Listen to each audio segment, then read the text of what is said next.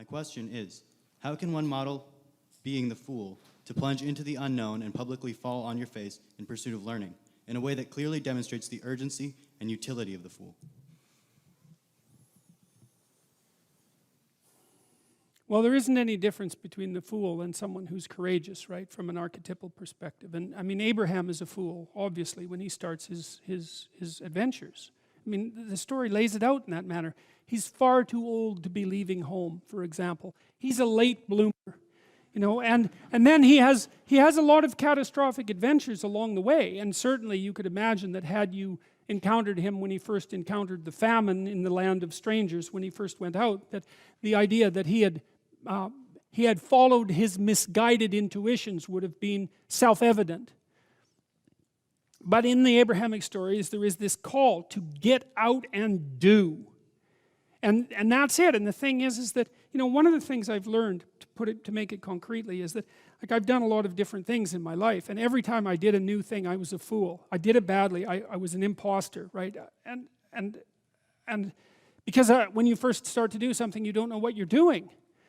But that's okay. That's an acceptance of your vulnerability, right? And your ignorance. That's humility in some sense. The willingness to be a fool in the land of strangers. That's it. The willingness to be a fool in the land of strangers. And that's an act of courage. Because you also reveal your vulnerability to the world by stumbling around.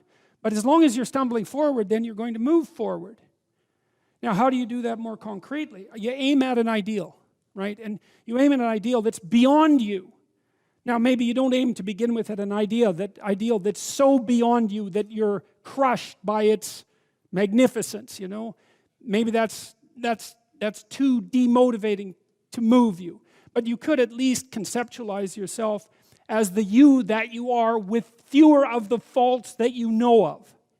And that's a good start. And I also think that's associated with the idea of humility.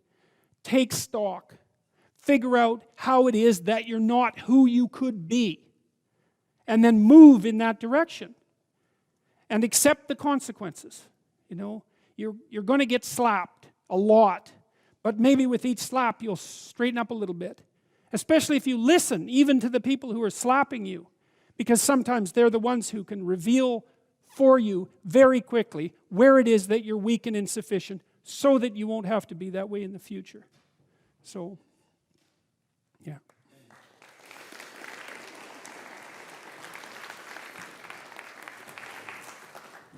Hello.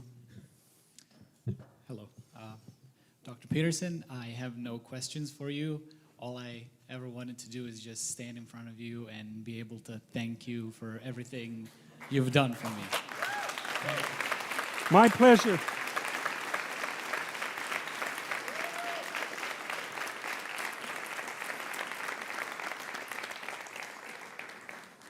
Uh-oh. Good morning, Citizen Peterson. You got a short one? Yeah, I do. I mean a question? Saved the best question for last. Trust me, this one's good. But first, I'll break the ice. You know, many people have stated no icebreaker.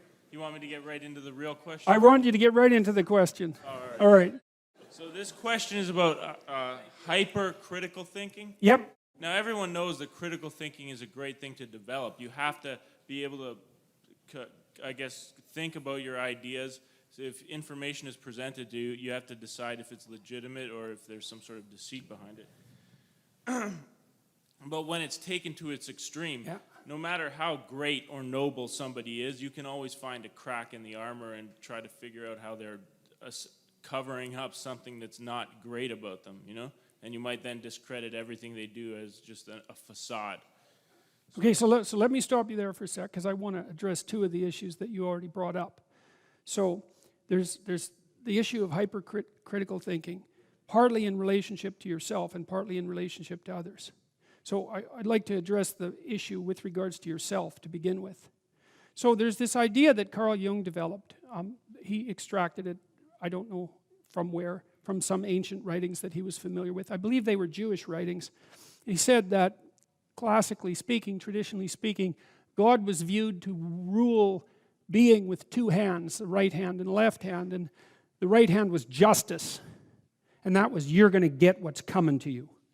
But the left hand was mercy.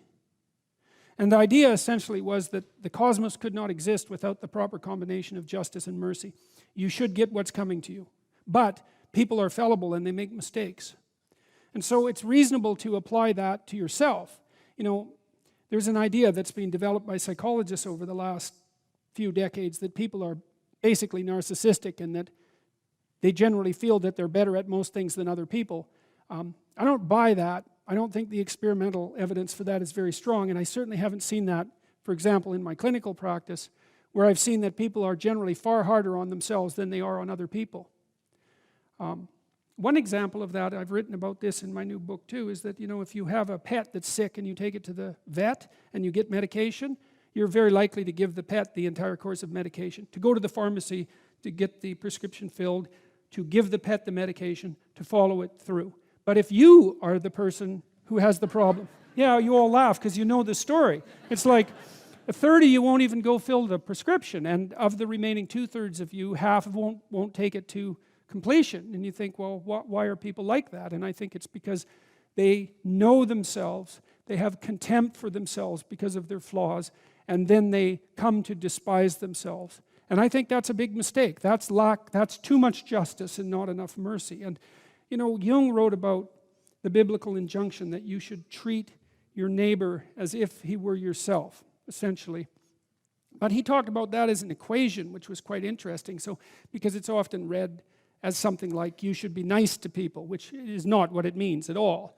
Because first, nice is a very low-end virtue, but it isn't what it means. What it means is that you should treat your neighbor as if he or she is someone that you wish to encourage and develop, but that you should also have exactly the same attitude towards yourself, which is sort of in some sense regardless of what your opinion is of yourself. Critical, let's say, hypercritical even, which is often the case with people who are anxious or perhaps who are hyperconscientious. You have to put forward to yourself the same sympathy, we could say, that you would extend to someone else that you cared for. That's the thing, is that you have to come to treat yourself as if you're someone that you care for. And I mean that technically. You know, you detach yourself from yourself and you think, okay, well, if I was going to construct a mode of being that was optimal for this person that I happen to be, what would that look like? And that's sort of independent of whether or not you think you deserve it. It's like, maybe you deserve it and maybe you don't. Innocent until proven guilty, that's a pretty good policy. But you should come to lay out a mode of being for yourself that gives you some credit, you know, and that will also help you in your dealings with other people. But it's often very difficult for people to do that to themselves.